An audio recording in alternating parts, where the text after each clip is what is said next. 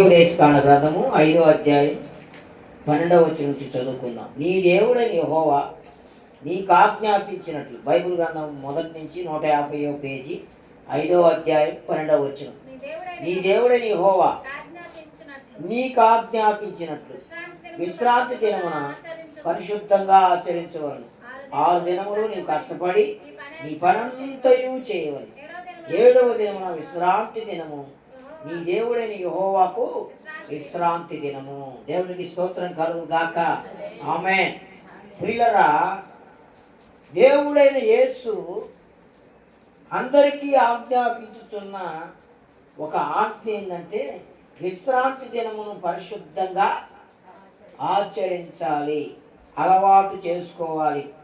6 దినములు కష్టపడండి, 7వ దినమును విశ్రాంతి తీసుకోండి. అది యెహోవా యొక్క విశ్రాంతి దినం. విశ్రాంతి దినము అంటే ఆదివారం, పునరుద్ధాన దినము.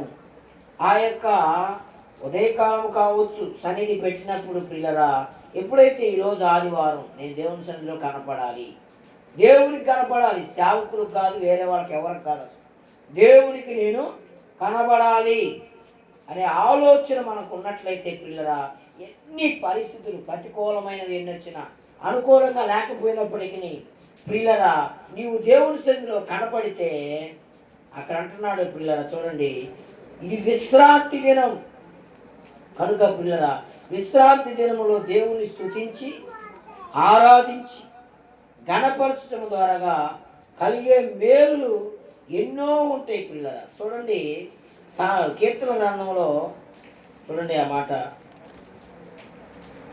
96వ అధ్యాయం, కీర్తనలు 96వ అధ్యాయం 1వ వచనం, 2వ వచనం, 3వ వచనం. చూడండి, 503వ పేజీ 96 1 నుంచి. యెహోవా మీద కొత్త కీర్తన పాడండి, సర్వభూజనులారా యెహోవా మీద పాడండి, యెహోవా మీద పాడుడి, ఆయన నామమును స్తుతించుడి, అనుదినము ఆయన రక్షణ సువార్తను ప్రకటించుడి, అన్య జనులలో ఆయన మహిమను ప్రచురించుడి, సమస్త జనములలో ఆయన ఆశ్చర్య కార్యములను ప్రచురించుడి. యెహోవా మహత్యం కలిగిన దేవుడు గలవాడు, ఆయన అధిక స్తోత్రము పొందదగిన వాడు, సమస్త దేవతల కంటేను ఆయన పూజనీయుడు. చాలు, దేవునికి స్తోత్రం. పాట దేని మీద పాడాలంట? ఎవరి మీద? దేవుని మీద కొత్త కీర్తన పాడుడి. దేవుని మీద కొత్త కీర్తన పాడాలి. సర్వభూజనులారా, ఒక గ్రామానికి చెప్పటం లేదు, ఒక రాష్ట్రానికి చెప్పటం లేదు ప్రియులరా, ఒక వ్యక్తులకి చెప్పట్లేదు, కానీ సర్వభూజనులారా దేవుణ్ణి పాడండి, స్తుతించండి, ఆరాధించండి, గణపరచండి. ఎందుకంటే ఆయన నామము స్తుతించదగినది. అనుదినము ఆయన రక్షణ సువార్తను ప్రకటించండి, అన్యజనులలో ఆయన మహిమను ప్రచురించుడి. దేవునికి స్తోత్రం కలుగును గాక. ప్రియులరా, ఆయన ఎలాంటి వాడంటే మహత్యము కలిగిన దేవుడు, అధిక స్తోత్రం కలిగిన దేవుడు, సమస్త దేవతలందరికంటే కూడా ఆయన పూజనీయుడు. స్తోత్రం, హల్లెలూయా. ఆయన మీద మనం పాట పాడాలి, ఆయన స్తుతించాలి, ఆరాధించాలి ప్రియులరా.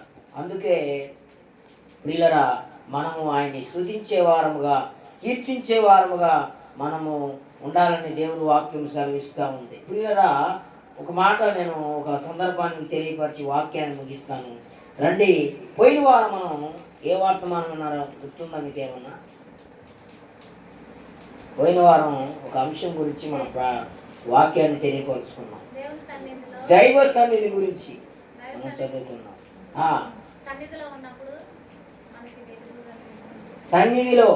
సన్నిధి యొక్క ఆశీర్వాదాలు మనం తెలుసుకున్నాం. ఎవరెవరు దేవుని సన్నిధిని ఆహ్వానించారు? 2 వ్యక్తులు జ్ఞాపకం చేసుకున్నాం ప్రియులరా. కొర్నేలి అనే దైవజనుడు దేవుని సన్నిధిని ఆహ్వానించుకున్నాడు. అయితే ప్రియులరా, ఈ యొక్క రాత్రికాల సమయంలో మరొకరిని మనం జ్ఞాపకం చేసుకుందాం.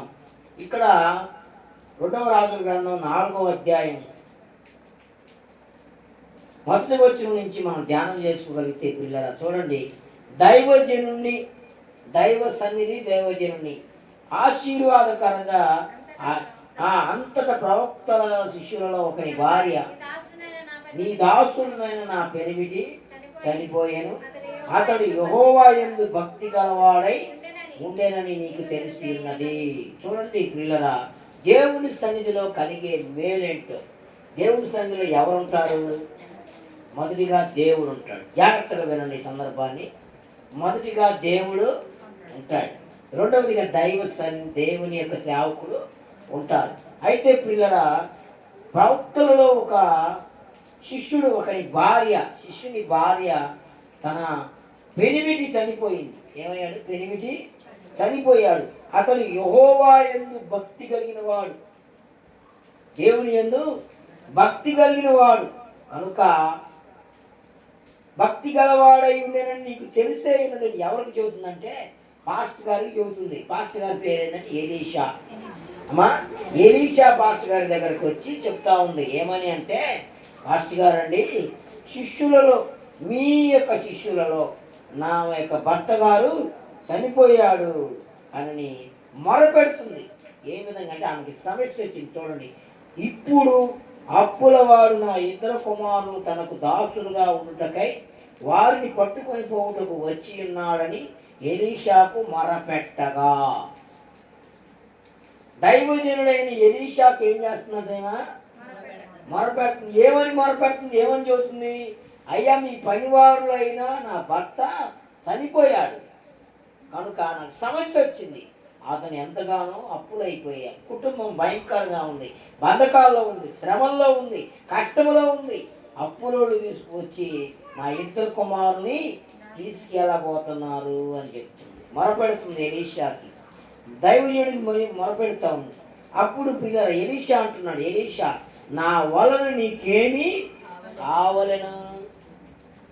పాస్టర్ గారు అన్నాడు, అయ్యా, నా వల్ల నీకేమీ కావలను అని పిల్లరా అడుగుతూ ఉంటున్నప్పుడు ఏమంటుంది? ఎలీషా, నీ ఇంటిలో ఏమి ఉన్నదో అది నాకు తెలియజెప్పు అన్నాడు. ఇంటిలో ఏముందో నాకు తెలియజెప్పు. అందుకామె, నీ దాసురాలైన నా ఇంటిలో నూనె కుండ ఒకటి ఉన్నది. ఏముందంటండి? ఇంట్లో నూనె కుండ ఒక్కటే ఉంది, ఏమి లేవు. అప్పులైపోయింది, సమస్య వచ్చేసింది, భయంకరమైన బాధ వచ్చింది, భయంకరమైన కష్టం వచ్చింది, భయంకరమైన కరువు వచ్చింది, భయంకరంగా వీళ్ళరా ఎంతగానో భయపడుతూ ఉంది. దైవజనుడి దగ్గరకు వచ్చింది. దైవజనుడు ఎక్కడ ఉంటాడు? దేవుని సన్నిధిలో ఉంటాడు. మొదలు చెప్పాను, దైవ సన్నిధిలో ఎవరుంటారు? దేవుడు ఉంటాడు. రెండవదిగా దేవుని సేవకులు ఉంటారు. మూడవదిగా పిల్లరా దేవుని సంఘ బిడ్డలు ఉంటారు, దేవుని కలిగిన బిడ్డలు ఉంటారు. అందుకని ఈమె సమస్య వచ్చిందని కలవరపడలేదు, దిగులు పడలేదు, భయపడలేదు, పరిగెత్తలేదు, గందరగోళం అవ్వలేదు. కానీ దేవుని సన్నిధికి వచ్చింది.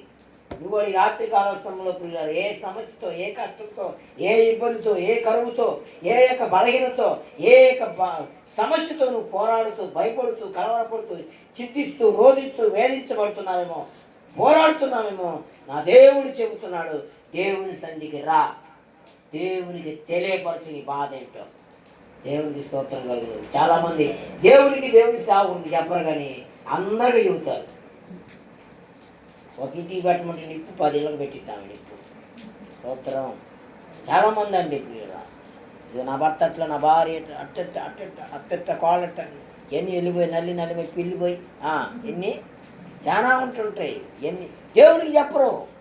అందుకే ఇక్కడ ఏమేం చేసిందంటే జ్ఞానం కలిగి భక్తిలో ఉన్నాడు తన భర్త, తన భార్య, ఆమె కూడా భక్తిలో ఉంది. కాబట్టి నాకు దైవ సన్నిధి ఉన్నది, నాకు దైవజనుడు ఉన్నాడని చెప్పి పిల్లరా గబగబా పరిగెత్తుకుంటూ వచ్చి దైవజనుడు అడిగింది, అయ్యా, నా వలన నీకేం కావాలని అడిగినప్పుడు, అయ్యా, నా ఇంటిలో నూనె కొండ ఒక్కటే ఉంది.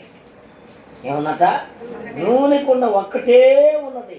చూడండి అంటున్నాడు. తర్వాత మరి ఏమీ లేదయ్యా అని చెప్పి అతడు, నీవు బయటికి పోయి, ఆమె ఎక్కడ ముందు ఇంట్లో ఉంది, ఇరుగు పొరుగు వారి వద్దకు దొరకగలిగిన వట్టి పాత్రలన్నీ ఎరువు అప్పు తెచ్చుకోమంటున్నాడు.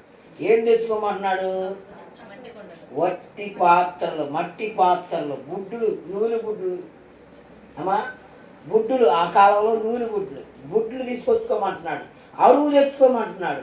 అప్పుడు నీవు ఇంటిలోకి వచ్చి నీవును నీ కుమారులను లోపల నుండి తలుపు వేసి, పిల్లలు ఇద్దరిని పంపించేసింది. ఆమె దిక్కు ఆయన దిక్కు ఈయన దిక్కు పోయాడు. ఏం తెచ్చారు? పాత్రలు, ఒట్టి పాత్రలు, ఖాళీ తెచ్చాడు. ఏందండి పాస్టర్ గారు ఖాళీ తెమ్మంటారు ఎందుకు అని నా ప్రశ్న. ఇలా చాలామంది అమ్మ అటు వెళ్ళకూడదమ్మా అంటే నువ్వు నాకు చెప్పావా, నీకు తెలుసు అయింది అనేవాళ్ళు చాలామంది ఉన్నారు. స్తోత్రం కలుగును గాక. కనుక పిల్లరా, ఏమా దైవజనుడు మాటకి దేవునికి భయపడుచు ఇష్టపూర్వకంగా పిల్లరా దైవజనుడు చెప్పినట్టుగా బయటికి వెళ్ళి అందరూ ముగ్గురు కలిసి వట్టి పాత్రలన్నీ తీసుకొచ్చి అక్కడ పెట్టారు. తలుపు వేసుకున్నారు. తలుపు మూసి ఆ పాత్రలలో నూనె పోసి, స్తోత్రం, నూనెలో ఆ కుండలో ఆ బుడ్డిలో ఏముంది? నూనె ఉంది. ఆ బుడ్డిలో ఉన్న నూనెని తెచ్చిన వాటిలన్నిటిలో పోయమని చెప్పాడు. ఏమా, తెచ్చిన వాటన్నిటిలో పోయిగా పిల్లరా చూడండి అక్కడ జరిగిన విషయం. నూనె పోసి నిండినవి ఒక తట్టున ఉంచమని ఆమెతో సెలవేగా ఆమె అతని యొద్ద నుండి పోయి ఏం చేసింది? పాస్టర్ గారు ఆడున్నాడు. నీకు అర్థమవుతుందా? పాస్టర్ గారు ఆడున్నాడు, దేవుని సన్నిధిలో ఉన్నాడు. ఏమి ఆడుంది? అర్థం కాదు. ఏమో ఆమె ఇంట్లో ఉంది. ఎక్కడికి వెళ్ళింది? పాస్టర్ గారు దేవుని సన్నిధి దగ్గరికి వెళ్ళింది. సమస్య అంతా చెప్పింది. ఆయన ఏం చెప్పాడు? నీ దగ్గర ఏముందమ్మా అన్నాడు. అయ్యా నూనె కుండ ఒక్కటే ఉంది, నువ్వు కొద్దిదే ఉంది, ఒకటే అది కొద్దిగే ఉంది. అయితే నువ్వు పని చెయ్యి, నీ ఇంటి పక్కల చుట్టుపక్కల వెళ్ళి వట్టి పాత్రలు తీసుకొచ్చి ఏం చేస్తావంటే ఆ గుడ్డులో ఉన్న కొద్ది నూనె అన్నిటిలో పోసేయి, తలుపేసేయి, నూనె కొండ కొద్దిగా వేసేసి పిల్లరా నింపబడి అన్నీ కూడా పక్కన పెట్టమంటున్నాడు. ఆమెతో అలా సెలవీగా ఆమె గబగబా ఎక్కడికొచ్చింది? మళ్ళీ చెప్పాలి మీరు. అదే ట్రాక్ తప్పుతున్నారు. ఆమె వెళ్ళింది ఆడికి దేవుని సన్నిధి జరుగుతున్న సేవకుల దగ్గరికి వెళ్ళింది. సమస్య అంతా చెప్పింది. ఆడ ఆయన ఏం చేయమన్నాడో ఎంత మొత్తం ఇని మళ్ళీ ఆడికి వచ్చిందామా? అది అర్థం కావాలి మీకు. ఇంటికి వచ్చింది. ఇంటికి వచ్చి పాస్టర్ గారు ఏం చేయమన్నాడో పిల్లలను పిలిచింది. అబ్బాయి అటుకోండి ఇటుకోండి చెప్పి మొత్తానికి పెట్టింది. పాస్టర్ గారు చెప్పినట్టుగా పోతుంది. ఏందయ్యి? నూనె ఎంత ఉంది? ఒక గుడ్డే ఉంది. కానీ చూడండి అక్కడ జరిగిన విషయం ప్రియులరా, నిండినవన్నీ కూడా ఒక తట్టు నుంచి ఆమెతో సెలవు. ఆమె అతని యొద్ద నుండి పోయి తానును ఆ కుమారును లోపల నుండి తలుపు మూసి కుమారుడు తెచ్చిన పాత్రలో నూనె పోసాను. పాత్రలన్నీ నిండిన తర్వాత ఇంకా పాత్రలు తెమ్మని ఆమె తన కుమారుడితో చెప్పగా ఆమె ఎలా కుమారుడు పంపించింది. అన్నీ ఏమవుతున్నాయి? ఎంత ఉంది నూనె? గుర్తే. స్తోత్రం. పిల్లలు చూడండి అక్కడ తన కుమారునితో ఇంకా ఉన్నాయని చెప్తే వారు మరి ఏమీ లేదని చెప్పారు. ఉన్నవన్నీ తెచ్చారు, ఇంకా లేవు. అంతలో నూనె నిలిచిపోయెను. స్తోత్రం. హల్లెలూయా. చూడండి ప్రియులరా మళ్ళీ ఏం చేసిందో తెలుసా? ఆమె దైవజనుడైన అతని యొద్దకు మళ్ళీ వచ్చింది. మళ్ళీ వెళ్ళింది ఆడికి దేవుని సన్నిధి దగ్గరికి, దేవుని సేవకుల దగ్గరికి వెళ్ళింది. వచ్చి ఏమని తన సంగతి అంతా తెలియజెప్పింది. అతడు నీవు పోయి ఆ నూనెను అమ్మి నీ అప్పు తీర్చి మిగిలిన దానితో నీవును నీ పిల్లలను బ్రతుకుడని ఆమెతో చెప్పాను. స్తోత్రం. హల్లెలూయా. ప్రియులరా నీవు ఇంట్లో కూర్చుంటే సమస్య తీరదు. రూఢీగా చెప్తున్నా ఈ యొక్క అంశం ద్వారాగా మీరు బాగా చదువుకుంటే అర్థం చేసుకుంటే ఈ వాక్యం అర్థమైంది. సమస్య వచ్చింది, రోగం వచ్చింది, కష్టం వచ్చింది, బలహీనత వచ్చింది, ఇబ్బంది వచ్చింది, కార్యాలు జరగాలనుకుంటున్నావు, ఆశపడుతున్నావు, బాగుండాలని కోరుకుంటున్నావు, అవన్నీ జరగాలంటే ఇంట్లో కూర్చుని జరగవు. స్తోత్రం. మరి ఎప్పుడు జరుగుతాయి అంటే దేవుని సన్నిధి ఎక్కడుందో అక్కడికి రావాలి. దేవుని సేవకులు చెప్పాలి సమస్యల్లో. మనుషులు నమ్ముకుంటు కంటే రాజులు నమ్ముకున్నట్టు యెహోవాను ఆశ్రయించుట మేలును ఉంది. దేవుడిని నమ్ముకోవాలి, దేవుని సన్నిధికి రావాలి, దేవునికి చెప్పాలి, దేవుడికి చెప్పిన నీవు దైవజనుడికి కూడా చెప్పాలి. దైవజనుడు ఏం చేస్తాడు? ఏం చేశాడు ఆయన? అమ్మ పో, ఆయన ఎప్పుడో వచ్చాడు, సరిగ్గా పడుచుకోలేదు, నేను చెప్పింది వెళ్ళలేదు, పో అయిపోతే అడిగి అన్నాడా? అమ్మా అనలేదుగా. ప్రేమించాడు. అమ్మ నీకేం కాదు, నేను చెప్పింది చేయి. దైవజనుడు ఆమెను పిల్ల, ఆమె యొక్క కుటుంబ భారం, ఆమె యొక్క సమస్యను తన భారంగా మోసాడు. హల్లెలూయా. ఒకరు గుర్తుపెట్టుకుని పిల్లరా, దేవుని సేవకులు, దేవుని సన్నిధిలో ఉన్న బిడ్డలందరూ కూడా నీకున్న బాధ, బలహీనత, భారం అంతా కూడా సమయాన్ని ఎరిగి కన్నీరు గార్చి ప్రార్థన చేస్తారు. హల్లెలూయా. ప్రార్థన చేసి స్థుతిని మార్చి చూడండి. ఎప్పుడైతే ఆ నూనె పాత్రలో పోస్తున్నే కొంది, పోసే కొంది ఆ గిన్నె నిండి పొర్లుతా ఉంది. హల్లెలూయా. ఆశీర్వాదం. ఏదో చెప్పాడు కదా అమ్మయ్య అనుకోరా. అమ్మ ఏం చేసింది? మళ్ళీ పాస్టర్ దగ్గరికి వెళ్ళింది. ఆయన మళ్ళీ సలహా ఇచ్చాడు, నీవు పోయి నూనె నమ్మి నీ అప్పు తీర్చుకొని మిగిలిన దానితో కుటుంబం అంతా కొరత తీర్చబడింది. హల్లెలూయా. సమస్య తీర్చబడింది. కన్నీళ్లు నాట్యముగా మార్చబడ్డాయి. హల్లెలూయా. కన్నీళ్లను ఆయన నాట్యముగా మార్చేది. చూడండి పిల్లరా, ఇంకా తర్వాత కొంచెం ముందుకు వెళితే ఒక దినమందు ఎలీషా షునేమి పట్టణము పోగా అతడు షునేమి రాలైన ఒక స్త్రీ భోజనముకు రమ్మని అతని బలవంతము చేసిన కనుక అతడు ఆ మార్గము వచ్చినప్పుడల్లా ఆమె ఎట్ట భోజనము చేయుచూ వచ్చాను. చూడండి, మళ్ళీ ఆ రోజు షునేమి పట్టణానికి పోయాడు దైవజనుడు ఈ ఎలీషా పాస్టర్. వెళితే ఆ షునేమి రాలైన ఆ గ్రామంలో ఉన్న ఒక స్త్రీ ఏం చేసిందంటే, అయ్యా మా ఇంటికి భోజనం రమ్మని బలవంతం చేస్తే ఈయనెళ్ళి ఎప్పుడు ఆ గ్రామం వెళ్ళినప్పుడల్లా కూడా భోజనం అక్కడే తింటున్నాడు. ఏం చేస్తున్నాడు?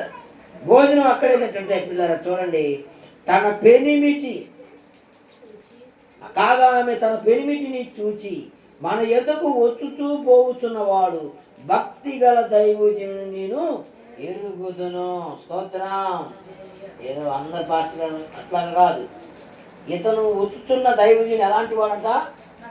భక్తి గల దైవజనుడని నేను ఎరుగుతున్నాను. ఎవరికి చెబుతుంది? భర్తకి చెబుతుంది. అప్పుడేమంటున్నాడు ఆయన? చూడండి, ఆమె ఏమంటుంది చూడండి, మన ఎద్దకు వచ్చుచూ పోతున్న వాడు భక్తిగా దైవజనుడు నేను ఎరుగుదును. కావున మనము అతనికి గోడ మీద ఒక చిన్న గది కట్టించి అందులో అతని కొరకు మంచము, బల్ల, పీట, దీపస్తంభము ఉంచుదము.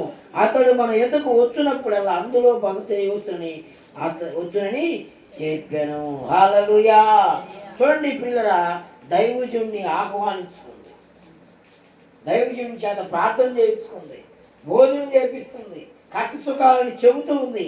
ఆయన ప్రార్థన చేస్తూ ఉన్నాడు. పిల్లరా చూడండి, అక్కడ జరిగిన సందర్భాన్ని కనుక మనం గమనిస్తే పిల్లరా చూడండి, షునేమిరాలు అక్కడ 11వ వచనం చూస్తే, ఆ తర్వాత అతడు అక్కడికి ఒకనొక దినమున వచ్చి ఆ గదిలో వచ్చి అక్కడ పొరుండెను. వెమ్మట అతడు తన దాసుడైన గెహాజీని పిలిచి ఈ షునేమిరాలని పిలువమనగా వాడు ఆమెను పిలిచిన. ఆమె వచ్చి అతని ముందర నిలవబడినప్పుడు అతను ఎంత శ్రద్ధాభక్తులు మా ఎందుకు కనపరుచుతుంది, నీకేమి చేయవాలని అడుగుతున్నప్పుడు పిల్లలు అక్కడ చూడండి, వారికి ఏమి లేదు తెలుసా? బిడ్డలు లేదు. వారికి ఏమి లేదు? పిల్లలు లేరు, సంతానం లేదు. పాస్టర్ గారిని ఆహ్వానించుకొని ప్రార్థన చేసుకొని కావాల్సిన ఎన్ని సమకూరిస్తే పిల్లలు లేరండి వారింట్లో. పిల్లలు లేకపోతే ఏం జరిగిందమ్మా ఏందమ్మా అంటే, నాకు సంతానం లేదని ముందుకు వచ్చిన చదువుకుని ముగిస్తాను నేను గుర్తుకుంటా వస్తే నీ కోరిక ఏంటంటే సంతానం లేదని అంటే మేధలకు నువ్వు నీకు వెళ్ళగలుగుతారు. దేవుని స్తోత్రం కలుగును గాక. వేదలకు నీకు బిడ్డలు కలుగుతారని చెప్పినప్పుడు అయ్యా నేను ముసలివాడిని అయ్యా అంటే దేవుడు ఖచ్చితంగా నీకు సంతానం ఇస్తానన్నప్పుడు పిల్లలు కౌగిట నీకు కుమారుడు ఉంటాడని చెప్పగానే పిల్లరా చూడండి 17వ వచనం చూస్తే, పెంబట ఆ స్త్రీ గర్భవతి అయి మరుసటి ఏట ఎలీషా తనతో చెప్పిన కాలం కుమారుని నేను. చూడండి, దేవుని సన్నిధికి వస్తే కొరతలు, సమస్యలు, ఇరుకులు, ఇబ్బందులు, కష్టాలు, అవమానాలు అన్నీ కొట్టివేయబడితే నువ్వు అనుకున్న కార్యాలను కూడా దేవుడు జరిగిస్తాడు. కాబట్టి పిల్లలు మన దేవుని సన్నిధిని ప్రేమిద్దాం. షునేమిరాల వలె మరి దేవుని సన్నిధిని ఆహ్వానిద్దాం. ప్రతి విషయాల్లో దేవునికి, దేవుని సేవకుడికి, సంఘానికి తెలియపరుద్దాం. దేవుడు మన జీవితాల్లో కార్యములు జరిగించును గాక. ఆమేన్.